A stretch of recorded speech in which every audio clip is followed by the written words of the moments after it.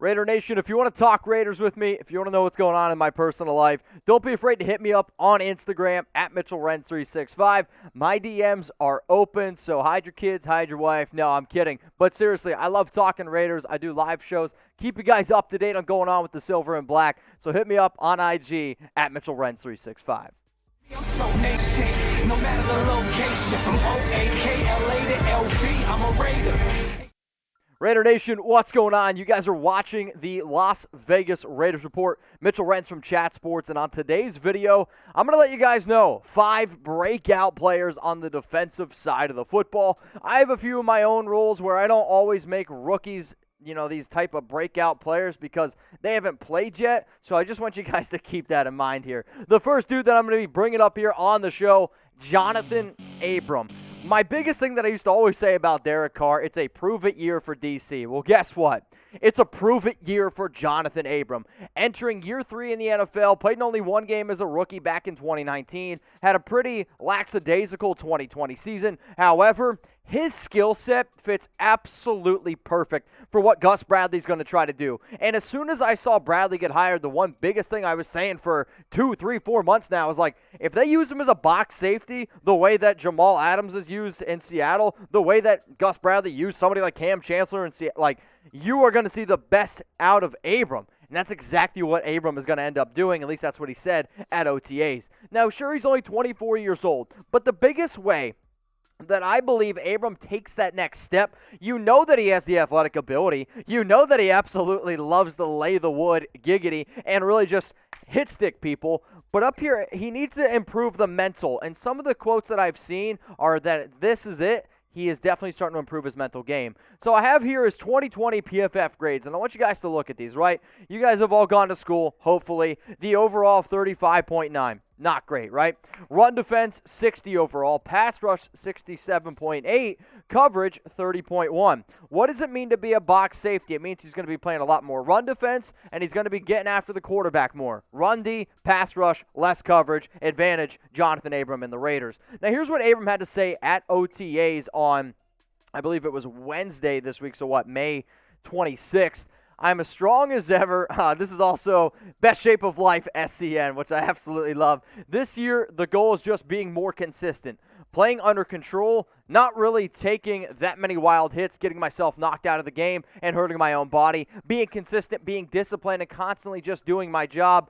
Filling my grade sheet with pluses every day, then every Sunday, I think my game is going to blossom. I saw that quote from Johnathan Abram, and I'll tell you what, 2019 version, 2020 version of Abram would have never said those things. So yes, he's only 24 years old, but my man is growing up.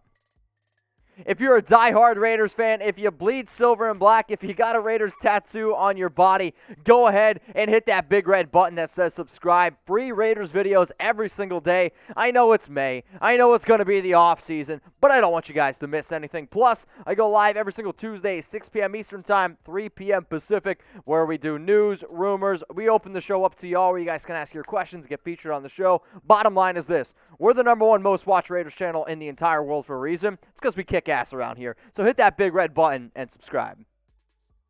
One player who is going to absolutely kick some booty this year, Yannick Ngakoue. Now, I'll just say this.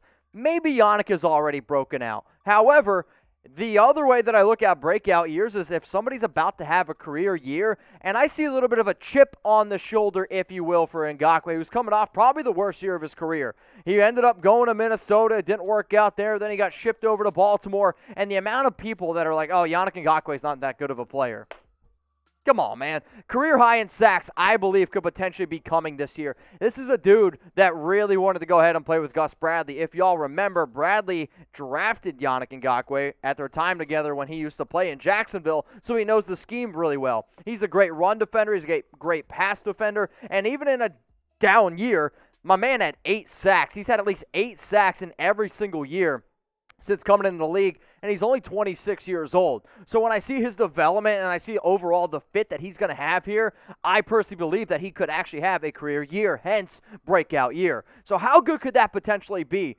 Here is the 5 seasons that Yannick has been in the National Football League, the first 4 years with the Jacksonville Jaguars. I know there's a lot of numbers on screen, but the best years I personally believe, 2017 and 2018. If he could take these 2 years right here and turn that into extra production, because if you're getting 33 quarterback hits and only 9.5 sacks, to me that tells me that, hey, maybe you missed an opportunity here and there. But with Max Crosby, Clelin Ferrell, Yannick's going to have a lot of opportunities. And the way that I see Bradley and the way that I see the Raiders really using him is the exact same way that the Chargers used to use Joey Bosa, and he didn't play a full 16-game schedule or season last year. So I wanted to show y'all his 2019 stats right before he got that fat paycheck.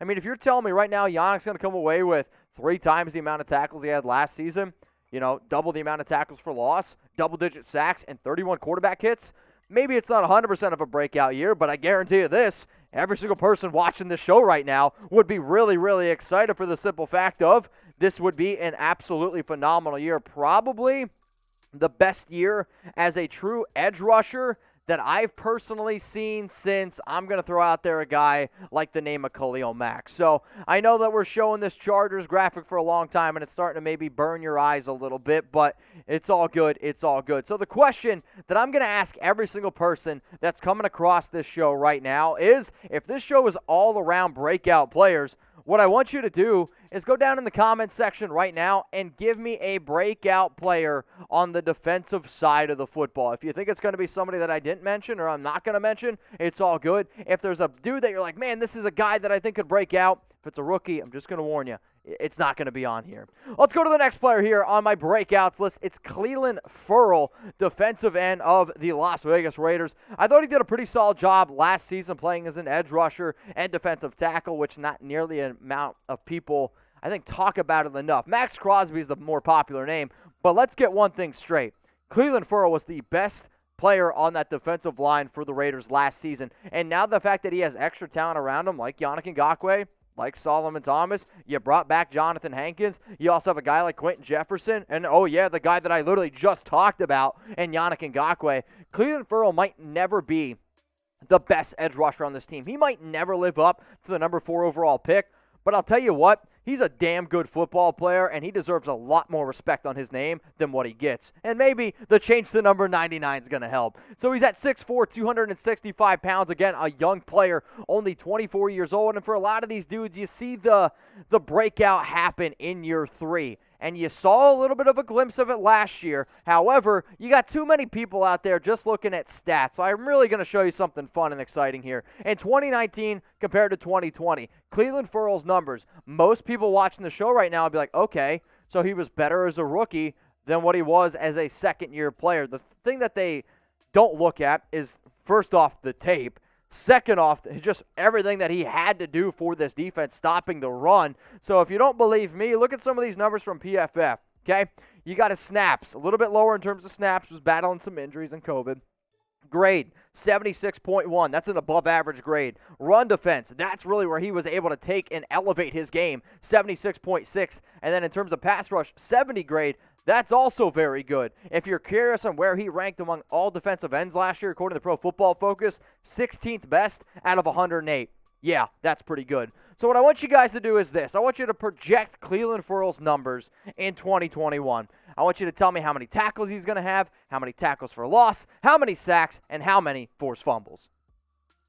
So today's show is presented by my good friends, Panda Sups, and I know the nation absolutely loves them as well. PandaSups.com, and you got to use code BURN. If you could go ahead and get some thermogenics in your body, I promise you, you're going to absolutely love it. With our deal going on right now, usually this is about $60. We're going to be able to cut that down for you and get it all the way down to $35.99. If you're wondering why you should take some fat burner or thermogenics, I mean, it's simple. I mean, we've all had a rough night of eating, or maybe, I don't know, you're Cory Littleton, you like cookies, you know what I'm talking about, and you get the munchies, right? You could go realistically think like, okay, I need to lose a few pounds real quick.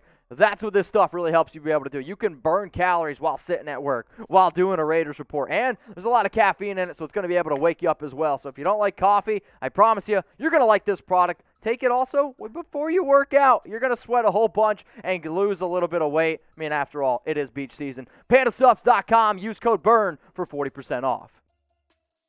Cory Littleton is the next player up here on the Raiders report in terms of breakout guys on defense. Technically, already broke out. So what I usually say is, like, if you already broke out, you can't be another breakout. But who the hell cares about the Los Angeles Rams? I care about the Cory Littleton on the Las Vegas Raiders. And let's face it, we signed him to a 3-year, $36 million deal last offseason. Came in and was probably one of the worst defensive players in the entire National Football League. Let's just say it as it is. However, when you watch the games from Littleton from when Paul Guenther was fired to where Rod Marinelli was the defensive coordinator, Littleton was a lot better. Bradley's system is less complicated. Littleton literally has spoke a few times this offseason, and the few times that he spoke, he has already said how much more he likes this system. That's what I like to see, because I know this. When you have a system that Cory Littleton understands, he's going to be a lot better of a football player. You don't go from being one of the best linebackers, one of the best coverage linebackers in the entire league, to being one of the worst players in the league. The biggest reason why he struggled, 2020 was an absolute shit show of a year. You couldn't work with your teammates. You couldn't work with your defensive staff. And Paul Guenther's throwing out the most complicated playbook in the entire league. It's probably why he had the worst defense the last 3 years for the Raiders. So what I'm going to do here is show you his stats in 2019, the player that I'm hoping we get, compared to the player that we got in 2020. I mean, tackles alone, 50 less tackles, sacks, 3.5 to none, pass breakups, literally none, and then 0 interceptions. That just goes to show you how much of a difference he was. And then in terms of just PFF grades overall, I mean, this is really, really shocking to me. Grade 79 to 47. Run D got worse. Pass rush got worse. But the really alarming number is coverage, because I was so fired up that we got Cory Littleton because of his coverage ability, because now you got somebody that can cover tight ends down the middle like Travis Kelce, or running back over the middle. And he just wasn't able to do any of that. So out of Cory Littleton, I'll tell you what, this linebacking unit for the Raiders, I am liking it a lot. But I'm curious on who you think is going to be the best one this upcoming season. If you think it's going to be Cory Littleton, type CL. If you think it's going to be Nicholas Morrow, I want you to type NM. Nick Kwiatkowski, type NK. Or if you think it's going to be totally someone else, maybe a Javen White, Tanner Muse, go down in the comment section and let me know.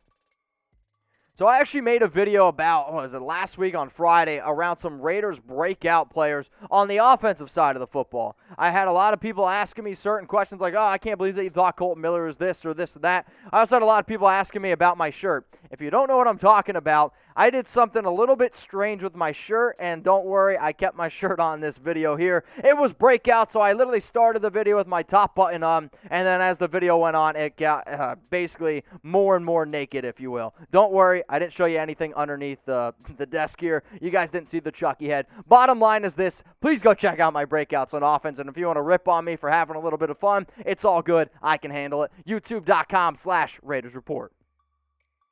The last player that I'm going to bring up here is a 2021 breakout on defense for back-to-back years. It's Treyvon Mullen. Extra talent in the Bradley scheme. It's going to help this young man right here. When I was going over the graphics and I was talking to producer Jeremy, he's like, hey, if you get a little bit more of a pass rush, that's going to help your guys in the secondary. It's exactly why that first note is there. If you are able to really get after the quarterback and he has to get rid of the ball quicker, that's going to result in better numbers for somebody like Mullen and the rest of the entire defense. Because the real area that he struggled wasn't that first 2 to 3 seconds. It's just him and the rest of the entire secondary. They had to cover guys for 5 seconds. And when you're asking people to do that in this league, you're just not going to get away with it. He does need to be a little bit more consistent, where there's some games he has shut down some of the best and the brightest. There's other games where he gets burned, and in the NFL, if you just take your mind off it for just a second, that's going to happen. I also want to see him get a little bit more physical and really want to tackle, especially some of these running backs and receivers. But again, you're looking at another player here, only 23 years old, getting ready to enter year 3. And from top to bottom, a very talented dude. 64 tackles, 2 interceptions, 14 pass breakups last season. Now, I will say some of those numbers are, not always 100% of what you might think. Like, if I look at those numbers, I'm like, damn, that's a good year. But I'm also looking at it like, well, the Raiders gave up 6,200 yards last season. And when you have that many people throwing on you, that results in more tackles, more pass breakups, more interceptions. But I am curious, and I want to show you how he compared from 2019 to 2020. 64 tackles to 50, so he improved there. Tackles for loss got better. The pass breakups, the INTs, they all got better.